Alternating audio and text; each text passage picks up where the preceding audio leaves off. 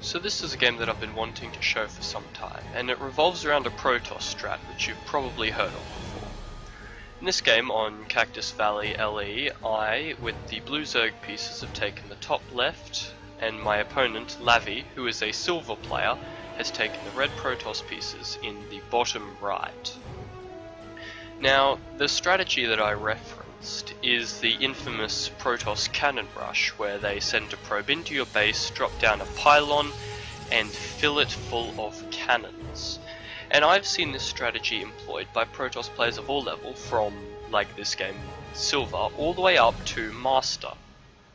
Yes, I have actually versed Protoss players who use this on Master. And it's so easily employed against Zerg because they have little counterplay to it. Terran can usually block up the base, and it is definitely difficult to combat as Protoss, but it's most difficult to combat as Zerg unless you use this one simple counter strategy, which I have been using in almost all of my games against this Protoss cannon rush, and I currently have a 100% win rate against it. I chose this video because I think it's possibly the most interesting.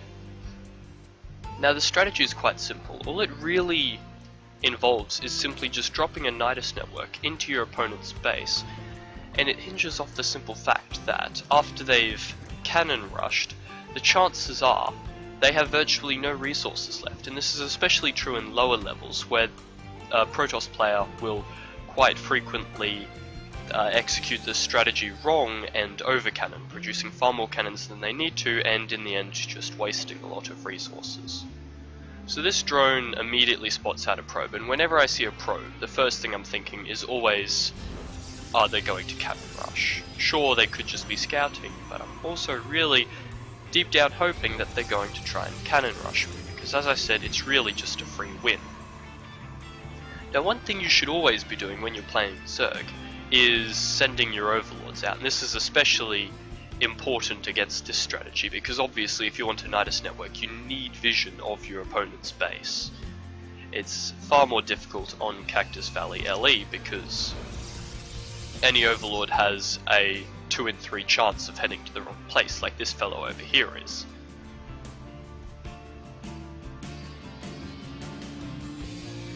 Now I haven't actually seen the cannons yet, and this was a mistake on my behalf. I was a bit low.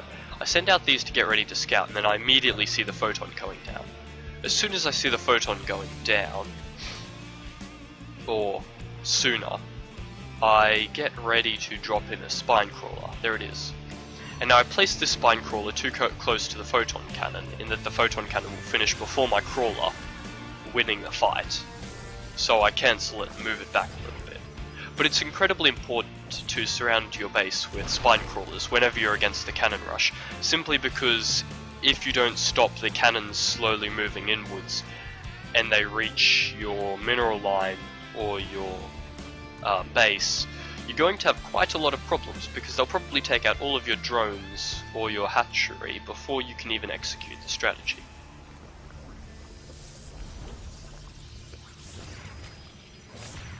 This is another big mistake on my half. He got to my Vespine, my extractor, and since you're going to go Nidus network, dumping roaches into the base, losing a extractor can be quite painful. And I get desperate here. I try and desperately take out the cannons with a few Zerglings, and it fails miserably. But I lose this extractor. I then try to salvage it with spine crawlers and make the situation significantly worse. Over here I didn't cancel this hatchery in time, so they drop in some photon cannons and cost me another 300 minerals. And here, that's another big mistake. I uprooted that spine crawler. I should have left it there to keep pinging at that photon cannon, but instead I planted it here, and it will now die to this photon cannon unless I move it again.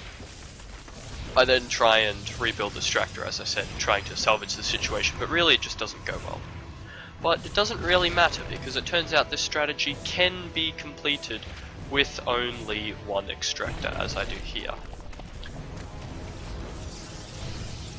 And if we take a look at their base, we'll see exactly what I'm hoping for. They have absolutely nothing. They've got a gateway which has pumped out a grand total of 1 zealot, which dies to my queen and a few zerglings about to pop out.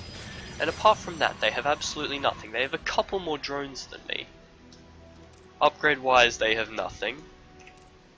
I've lost quite a few units, obviously, because I keep sending zerglings into their deaths, but that's okay.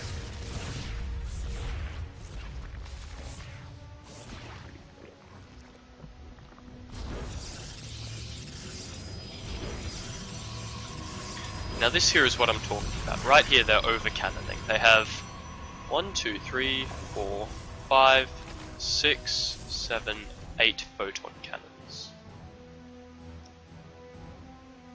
And this is generally a bad idea because photon cannons cost, what, 150 minerals? So you put 150 minerals into those. They've spent about 1,000 minerals so far, and let me tell you, he isn't stopping. He'll continue encircling this entire area in photon cannons.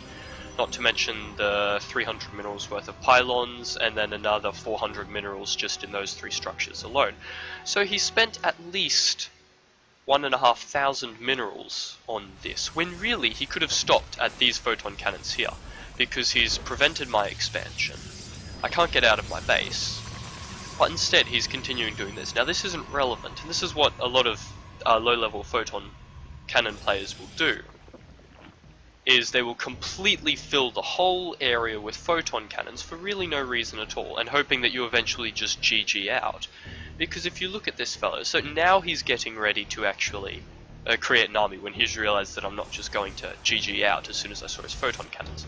But unfortunately, it's not going to be fast enough for him.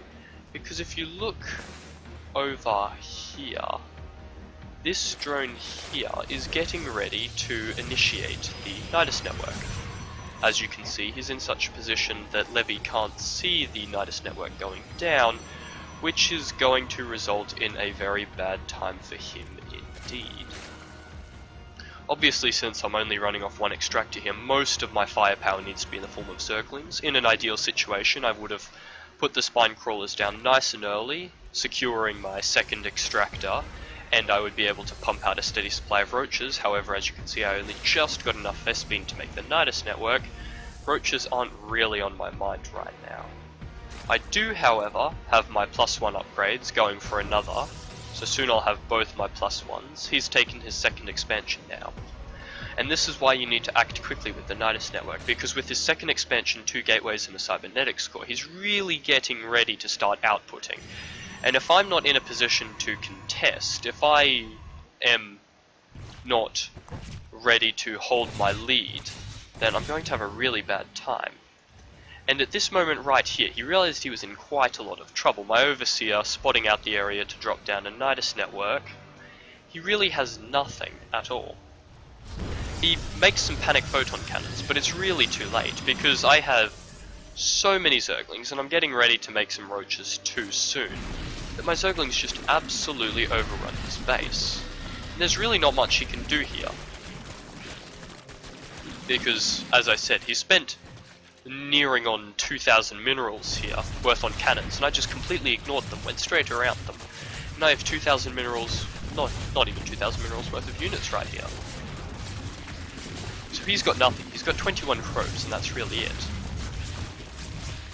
Units completely wipe out his base, and of course a little BM from me. I mean, come on.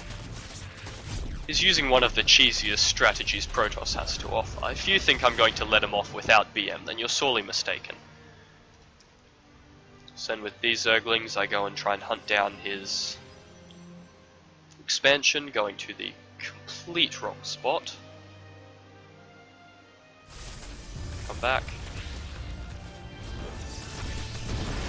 And then, unfortunately, he doesn't actually GG out this game. He's going to force me to destroy every single one of his structures before he will forfeit. In the end, he sets up a nexus there and starts mining from my natural instead. I, of course, am in no particular hurry to take down any of this. After all, he's got 1 nexus. I'll set up... I just go around doing a bit of searching to make sure he hasn't set up any other nexuses around that I may miss. Regroup over here and completely decimate all of his probes.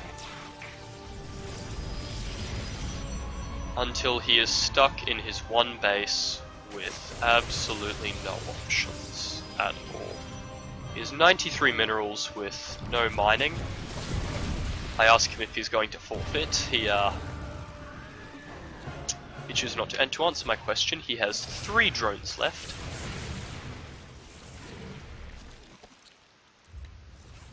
And of course I'm in absolutely no hurry here. He has no production at all. So I just continue creating roaches and zerglings. Probably a bit longer than I needed. I probably could have wiped him out with this alone, but hey, as I said. And then I even set up a natural all the way over there just to hopefully try and secure this win a little bit faster. Unload an impressive supply of drones and zerglings, and then wipe through his remaining structures. So this strategy, if you don't know how to deal with it, it can be quite difficult to deal with, and I remember the first time I ever encountered it, I panicked so hard, I upgraded overlords so that they could drop my drones into my natural, just so I could do the expansion. But then I watched some videos, checked some forums, and worked out how easy it is to beat this strategy. All you really need to do is rush a Nidus network as quickly as possible, drop it into their base, and they've got nothing left. This strategy can be a lot more difficult if you're playing against a smarter player who doesn't spend 2,000 minerals on filling up your base with photon cannons.